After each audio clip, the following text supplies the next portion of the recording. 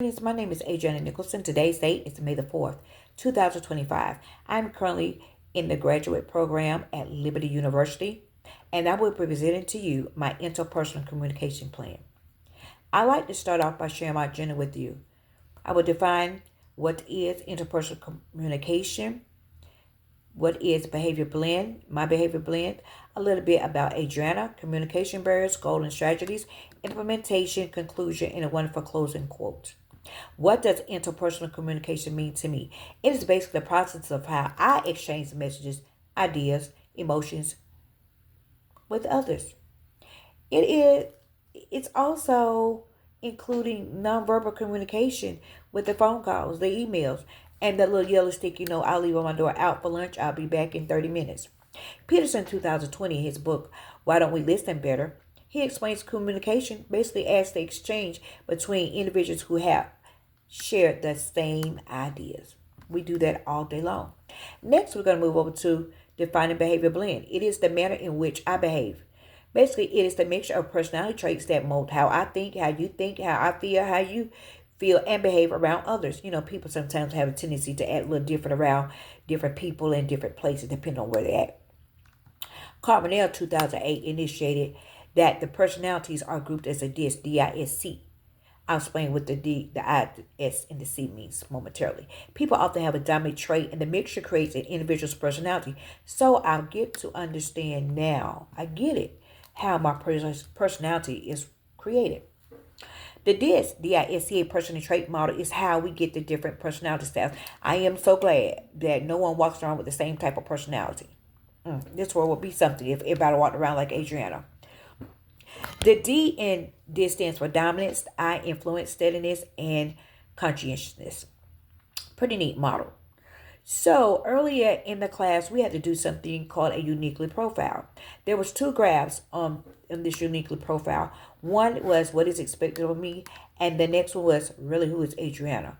And it was pretty close. What is expected of me? My behavior blend, capital S, little I, steady influencer. My personality trait can be seen as optimistic, encouraging, cooperative, self-oriented, generous, and a supporter.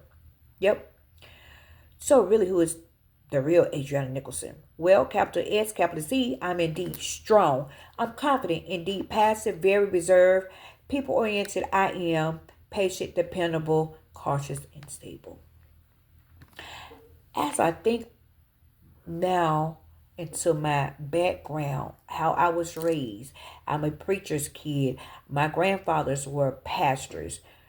Strict apostolic household, very strict, very strict. And so because I was the oldest, I grew up being like the leader of my brother and my sister.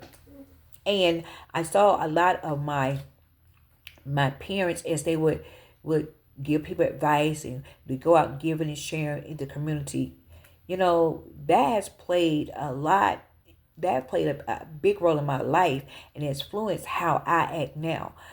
I can say this, that even though I've done 21 years working in a criminal justice setting, that I'm a giver. I really care. And so actually being like that little missionary, that little angel placed in prison to help people, yes, that's me. I was a correctional officer. I was also a care manager, a intensive supervised probation officer, and now I'm a facilitator. And I teach a parenting class inside a prison facility with one of the largest women facility in the state of North Carolina to help women and men transition back to their children and their families as they connect with and I connect them with resources available to them to help them become productive citizens while they're transitioning and then once they get out.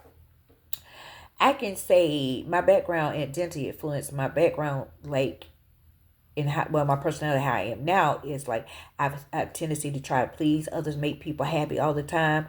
I'm very hard. I'm very hard on like I don't like to tell people no. I always want to help them.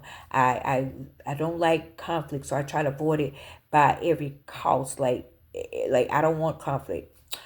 I also am very hard on myself, and I'm my worst critic. Like I find all the flaws in me. Like I'm very hard on myself.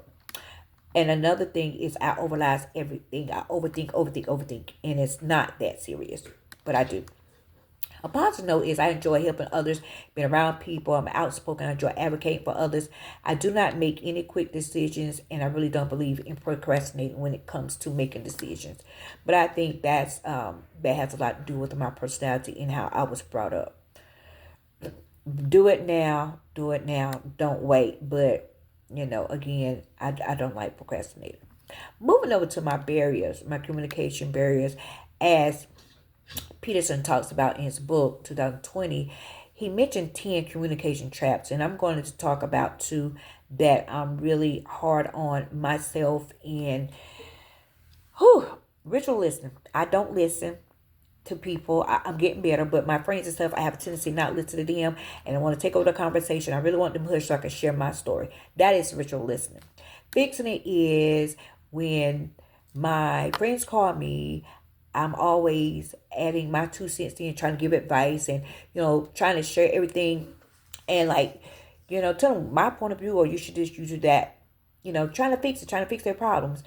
But that is one of the most common communication traps. And I struggle with that one, because I'm always appearing to be giving advice at the prison. But I've now made myself aware of these communication traps, and I can, being that I'm aware, I can stop having all these conflicts that I've had with people, mostly guys that I've dated. Schultz and Bernowski suggest that effective interpersonal communication could assist in helping me grow.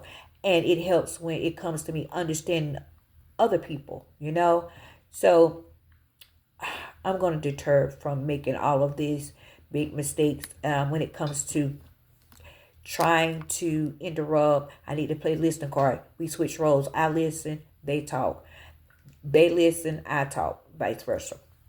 And my relationships now can be a little healthier, a little stronger moving forward.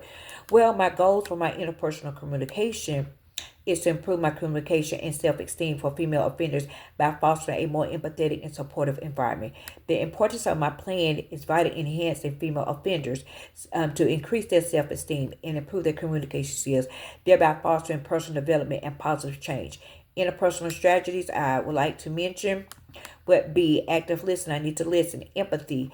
And France and Wilco 2019 defines empathy as an act of imaging myself in their shoes and feeling what they feel.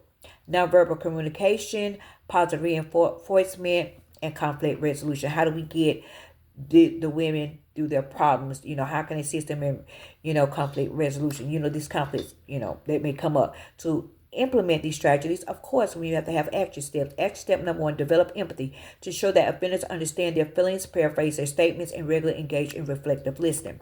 Number 2, encourage them to respond through open-ended questions. I found out more when we use open-ended questions in which they can express themselves.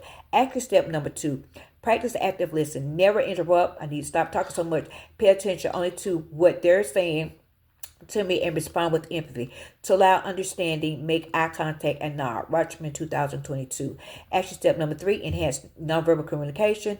One has to maintain an open posture besides using positive body language and be soothing and non-judgmental tone. I'm not there to judge. Action step number 4, encourage feedback. In every session, ask the offender for feedback to see if they feel heard and supported by me. It will also insist in improving communication methods to make them more effective over a period of time. Solomon 2022. Techniques and concepts that I will implement. Schultz and Bernowski's ritual listening, focusing on the proactivity of listening as opposed to thinking of their response while the speaker is talking. Peterson's conflict resolution, confronting and addressing difficult issues. Garfield 2021. Wickles' encouragement skills, using affirmations and positive reinforcements to build confidence. I will hold myself accountable by having a weekly journal to reflect on my performance and regularly evaluate goals such as measuring the improvement in listening skills. In my conclusion, active listening, empathy, and effective communication skills are necessary when it comes to fostering better communication and self-esteem among female offenders. If I follow these strategies, I will continue and keep assessing myself. I am sure I will create a positive environment that will help individuals' growth and even rehabilitate efforts. My closing quote: the art of communication is the language of leadership. James Humans, Scober, 2028. Effective communication helps leaders like myself build trust, clarify the vision, and resolve conflict and motivate others. Thank you.